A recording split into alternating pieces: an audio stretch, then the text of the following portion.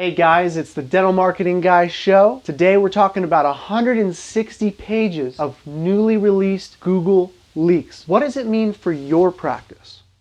Hey guys, welcome to the Dental Marketing Guy Show, episode 2. Thanks for joining me. We're talking about Google leaks today. We're talking about 160 pages. If you're on dentaltown.com, if you're in the marketing section, the forum there, you know I started a thread about this very topic. This new information. Now here's the thing, is these Google leaks, they're definitely new to the public, and an abridged version has been released in certain places throughout history. However, this is the first time they've actually talked in depth about the findings of their studies. All the findings, all 160 pages, can be broken down very simply, and everything is consistent with common sense. Everything is consistent with everything. If you've been following Dental Marketing Guy blog, the Dental Marketing Guy show, any of the posts on Dental Town that I make, you'll know that this is all consistent with everything that we know. Okay? And so I want to break it down just to some very basic principles, because these 160 pages basically boil down to mostly on-page SEO factors. So for those of you that don't know, on-page SEO is the website itself. It's the website that you have, and basically all the factors that go into what your website is, whether it's friendly to search engines, whether prospective dental patients are getting what they want from it. That's huge. And so these new principles outlined in this 160-page leak basically go over these types of things. When someone lands on your website, we have 3 questions. There's 3 questions that every website has just a few moments, maybe a few seconds, to help the person of basically ordinary intelligence level, of ordinary pursuit, needs to be able to figure this out really easily. The first question is, what is this website about? Okay. It might seem like your website is about dentistry, but sometimes it's not so clear. What some of these things that we see, some of the things that we see are stock photos. You see like smiling people. They're not custom photos. There's some generic text, maybe duplicate content copied from somewhere else on the internet. This kind of stuff is not really high quality. In fact, a lot of the dentists who see this show, what I'd like you to do is take a look at your homepage and take a look at your About Us or Meet the Team page, and I guarantee you 9 times out of 10, if you haven't had your website designed by someone who knows dental marketing really well, a lot of times the homepage is inferior to the About Us page, to the Meet the Team page, because that's really what people are looking for. In fact, I know there's another dental marketing company who's doing YouTube videos really successfully, talking about in one of the episodes, hey, the About Us, the Meet the Team, Meet the Doctor, those are the links that are clicked first when someone lands on the homepage. And it makes sense, because what is the website really about? As a dentist, it's about you.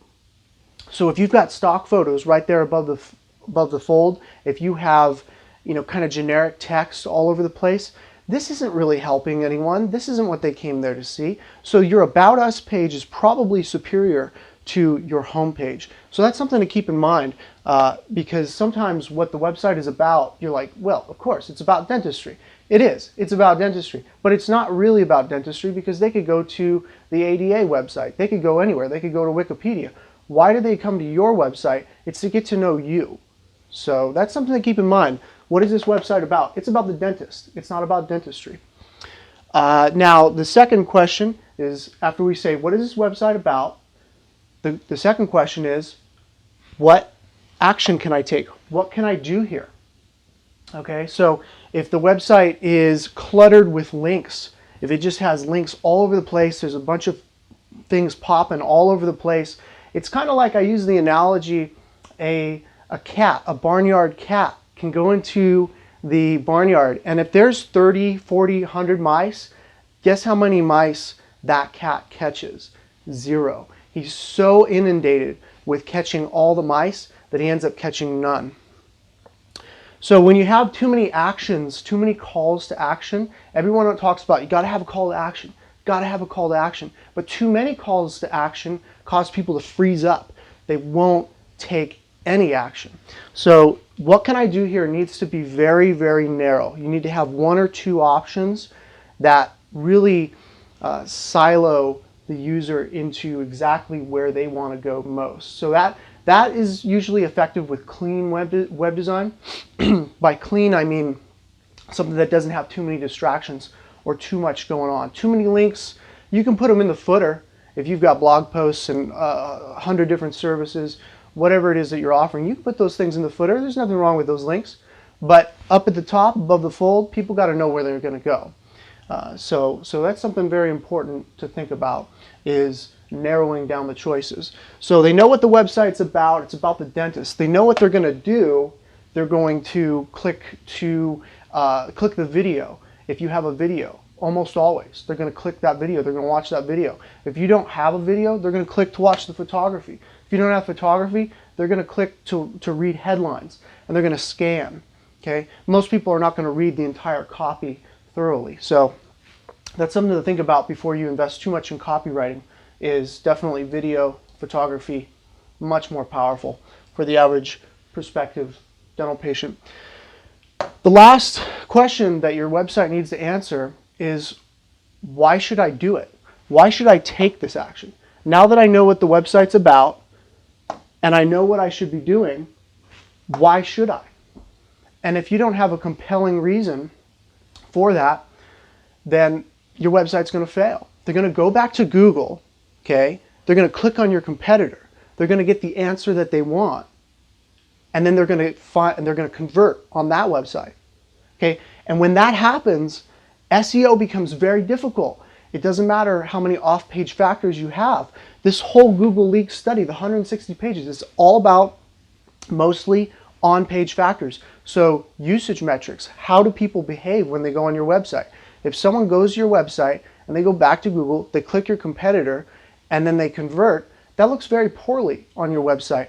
And eventually, even if you are doing SEO, your rankings are going to probably slip depending on competition level. So the 3 questions: what is this website about? What can I do here? And why should I do it? So this is, and essentially that's everything boiled down. In the 160 pages, that's it in a capsule. Some of the details: artificial intelligence.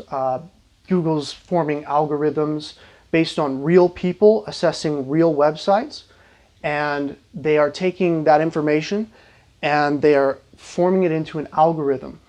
There's a new algorithm, well, a new name. It's probably an old algorithm, but a new name is RankBrain. And so what they're doing is they're trying to form artificial intelligence to figure out what's a good website, what's a bad website. And they're doing that through human testing, right? So that's something to look out for, is when Google gets a hold of an algorithm that can effectively judge whether a website's algorithmically judge whether a website is good or bad. That's going to be huge. Another detail: your money or your life. This is where websites are held to a higher standard than, say, an informational website like Wikipedia. You're going to be held to a higher standard when you're dealing with people's money and you're dealing with people's lives. Now, dentistry, you're dealing with people's lives, basically. Attorneys, doctors, investment firms, financial management. Anytime you're asking for someone's trust to handle their money or big decisions in their life, real estate, things like that, this obviously applies in dentistry, right? Because you're affecting their life in a very big way. So you're going to be held to a higher standard. But also, competition level. If all the dentists around you are making all the same mistakes, then it's going to be really easy to rank number 1. Okay, and this is something that gets discussed a lot on Dental Town is, oh, SEO is easy. Oh, SEO is hard. It's both. There's a spectrum. Just like in any sport, it is a comparative model. If you are in an easy league, if you think about, if you competed in sports in high school or whatever, if you're in an easy league, you could win the league, and then you get to the next level, And depending on what level that's at, it might be easy. It might be easy to win league. It might be easy to win state in one state compared to another. But eventually, what I think is going to happen is dentists are going to catch on to being really good at following these rules, these 160 pages that I'm boiling down for you. So competition level definitely matters. Can you just launch a website and have it ranked #1 in a certain area where dentists are not following these rules? Absolutely. And you don't need to do SEO.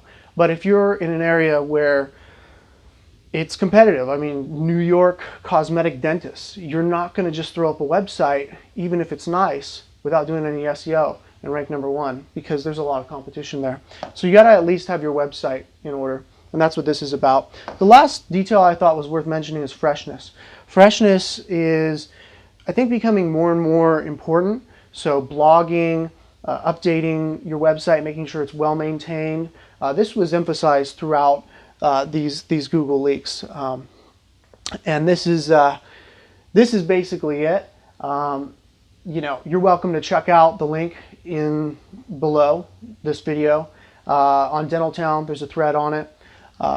Basically, we're looking at these 3 questions need to be answered really well, and then you're off on a good start. And I wish you the best of luck with that. And if you have any questions, just let me know. I'm on Dental Town, and in the comments below this video, dentalmarketingguy.com. We've got a blog there. I have actually 100 factors for dental SEO. We're actually working on that blog post right now to date, and we're at about, I think, 80 right now, and we're working on all the most meaningful ones. By no means comprehensive, because there's hundreds of factors, but I mean, I think I'm the only one who's putting together this list. So that's another important one to check out. But this is basically it. If we can answer these 3 questions when you land on your website, that's what the dental prospect, the prospective patient, needs to answer, not you. What is this website about? What can I do here, and why should I do it? And if you answer those 3 questions very quickly, you're on your way to ranking really high. Hey, thanks for watching. I hope this helps you. If you have any questions, just let me know.